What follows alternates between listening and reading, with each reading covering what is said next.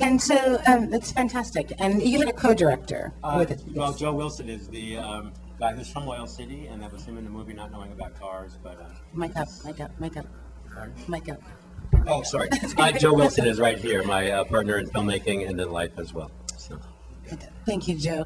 So I know that for short films it's quite difficult. It can be, and some would say impossible to get pre-distribution deals. And I think that there's a reason, and sometimes a quite valid reason behind that. And I wanted to talk a little bit about, to explore, I think a lot of filmmakers don't understand how distribution really works. I think a lot of filmmakers that I've talked to over the years believe that distributors are these evil people who just take their movie and they never see another dime, and there's drowning their sorrows in their gin at some of us are at in West Hollywood. So I would love, Maria, if you would just really sort of just give us an overview of how it actually happens and how you're not rolling in the cash of the blood and sweat and tears of other filmmakers. Okay. Well, it certainly takes a lot of money to fund the distribution side of it, which is why a lot of distributors don't pre-buy. We do occasionally pre-buy if we know the filmmaker and we're familiar with their work. Obviously the risk for us is that it may never get done. So this business is still, at least in this genre, still being done by small companies. There's a reason for that.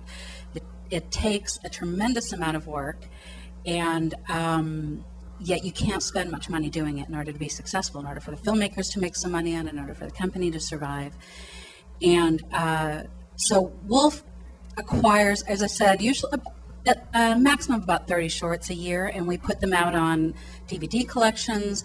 We occasionally put them on the internet. It depends on the program. It depends on what rights have been exploited already. We exploit broadcast rights as well. And from our perspective, we prefer to buy all rights at once. It's been very popular for filmmakers to go directly to broadcasters, for example, and sell their programs first. And what's changing is on the digital side, and how those rights need to be controlled, and what can really be done with them. Now, shorts are still somewhat limited on the digital side. I mean, iTunes is completely overwhelmed with shorts one at a time, which is one of the reasons why we'll put them together as collections. I think the reason we started doing shorts collections is because we love the format so much, and it's such a great entree for filmmakers and for the public. And we've really worked hard to educate the public, and particularly retail buyers, like your Blockbusters, that sort of thing, that these are things people will enjoy seeing. But it takes a lot of work telling the public about them, because chances are no one's heard of your programs, because unless they live in a city that has a great film festival that they attend. I'm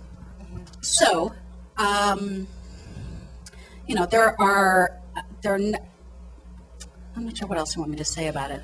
Well, I think, one of to talk about, why you would want to get a distributor and why you would want to have all of your rights together. I think for me, I had my first short, Danny and Alice, did really well on the festival circuit, probably played at over 120 festivals and won the Best Drama Award, Planet Out Best Drama Award. And subsequently, every so often my film would be up on YouTube. And so I knew that was in direct violation of my contract with Wolf. and not that I wasn't excited, certainly personally as a filmmaker, to have everybody watching my film all over the world. I did realize that it was in my benefit as an artist who likes to eat and live in a house, that people pay for that they actually buy the film through Wolf. And so I could send an email and say, please take my film down, or Wolf could send a very formidable legal letter and say, take her film down. And I think that was valuable to me. Yeah, and beyond that, we can also, a lot of times these films are being put up by fans. Yeah. They're not by people who think they're stealing from you, right? Mm-hmm. And so we also often approach people who put these up and say, there's another way you can do this and actually make money on it, because we sell these on DVD. If you tell people about it on your website, put this link in and they buy it, you'll get a percentage of the sale. So we do other things besides the legal letter. But on the broadcast side, one thing that often happens when you sell your broadcast rights directly to your broadcasters, they have your digital rights, at the very least non-exclusively. which can often mean they put it up digitally for free. So then nobody cares about it paying for it. That's I difficult. am experiencing that right now. Yes. And then the other thing we do with YouTube is we promote the shorts collections on DVD. And we may take the best short on the collection and show a little bit of it on YouTube, but we're doing it with some advertising attached to it, so there could be some revenue attached for the filmmaker. And there's a direct link back to telling people to buy, there's lots more great shorts just like this at wolfvideo.com. Well, I had this experiment that when we were at Sundance with the Tribe, Sundance was just putting films online for free. And I put it online, and our sales and it had our URL, we had a link to our site, and sales were really strong. And then we got into Tribeca, and Tribeca said, well, can you take it off the Sundance site while you're at Tribeca so it feels more exclusive? So we took it off the Sundance site, and sales plummeted.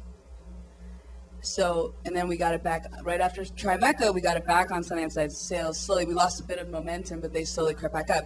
So for me, that was a really interesting experiment on how showing it for free can drive sales. But I think the key is really making sure that you're offering something extra, a DVD with director's comments, educational materials, discussion kit.